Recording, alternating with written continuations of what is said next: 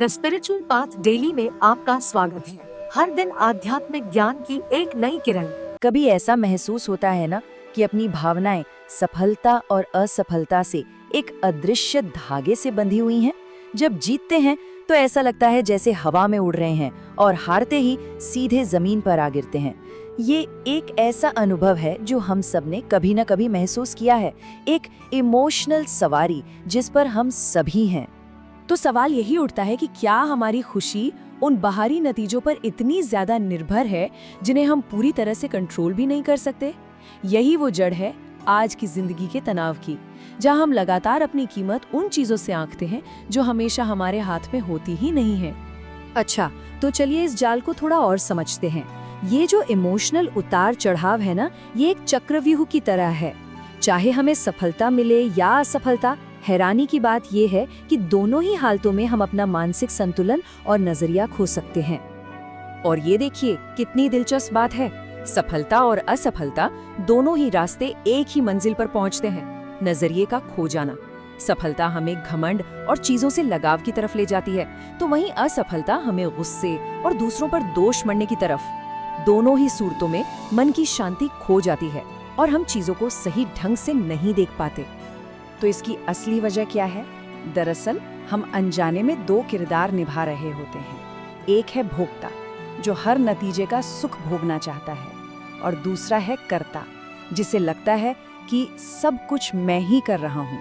कर्म और उसके फल से ये जो गहरा लगाव है, यही उम्मीदों और फिर निराशा का एक न खत्म होने वाला चक्र बना देता है।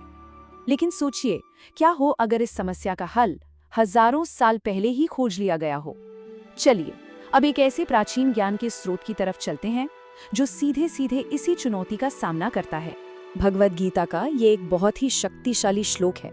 2000 साल पुरानी ये गहरी बात हमें सिखाती है कि असली योग मन को हर हाल में एक जैसा रखने में है, फिर चाहे नतीजा कुछ भी क्यों न हो। इस कॉन्सेप्ट को कहते हैं समत्वम। अब देखिए, समत्वम का मतलब ये बिल्कुल नहीं है कि किसी को कोई फर्क ही ना पड़े, नहीं, बल्कि ये एक गहरी समझ है कि नतीजे हमारे हाथ में नहीं है, तो हमें हर स्थिति में स्थिर रहना सीखना होगा, चाहे उम्मीद से ज्यादा मिले, कम मिले या बिल्कुल उल्टा ही क्यों ना हो जाए। ये समता आती है इस एहसास से कि नतीजे कुछ यूनिवर्सल और निष्पक्ष नियमों से तय होते हैं। जैसे गुरुत्वाकर्षण का नियम सबके लिए बराबर काम करता है, चोर हो या संत, ठीक वैसे ही कर्म का नियम भी है। ये समझ हमें नतीजों से व्यक्तिगत लगाव को कम करने में मदद करती है। लेकिन इसका मतलब ये कतई नहीं है कि हम बस किस्मत के हाथ की कठपुतली हैं। असल में जीवन हमारे पुरुषार्थ यानी हमारी इच्छा शक्ति और हमारे कर्म, और प्रारब्ध यानी हमारे पिछले कर्मों के फल, इन दोनों का एक मिला जुला रूप है। हमारे पास हमेशा ये ताकत होती है कि हम आज सही चुनाव करके अपने कल को बेहतर बना सकें। तो चलिए अब इस प्राचीन ज्ञान से आज के विज्ञान की तरफ एक पुल बनाते हैं।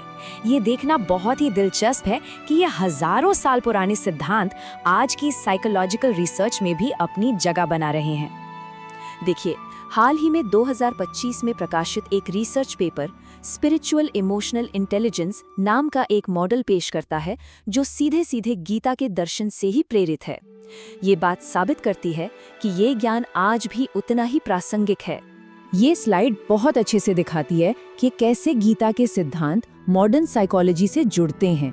जैसे आत्मबोध आज की भाषा में माइंडफुलनेस है, समत्व यानी इमोशनल बैलेंस, और निष्काम कर्म वो है इंट्रिंसिक मोटिवेशन।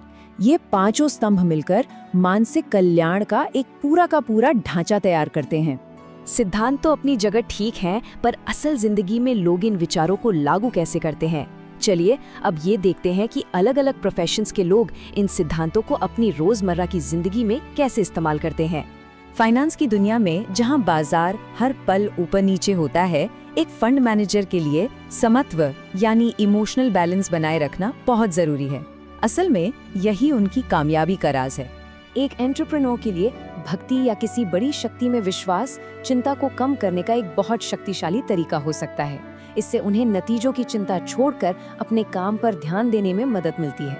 यहाँ पर निष्काम कर्म यानी बिना लगाव के कर्म करने का एक बहुत ही सुंदर उदाहरण है। जब परिवार की जिम्मेदारियों को एक सेवा के तौर पर देखा जाता है तो वे बोझ नहीं लगती, बल्कि एक सार्थक काम बन जाती हैं। जब मुश्किल फैसले लेने हो तो धर्म या कर्तव्य की भावना एक साफ रास्ता दिखा सकती है।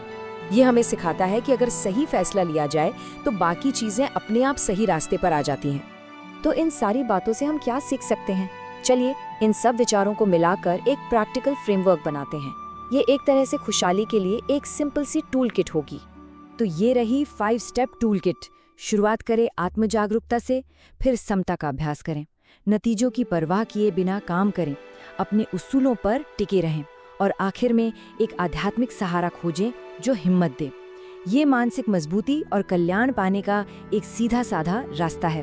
तो आखिर में मैं इस एक सवाल के साथ सबको छोड़ना चाहूंगा, क्या हो अगर हम सफलता के मायने ही बदल दें? शायद असली खुशी नतीजा पाने में नहीं, बल्कि हमारे काम करने के तरीके में छिपी है। चाहे नतीजा कुछ भी हो, इस पर सोचिएगा जरूर। द स्पिरिचुअल पाथ डेली पर हमें देखने के लिए धन्यवाद। कृपया लाइक करें, शेयर करें और सब्सक्राइब करें।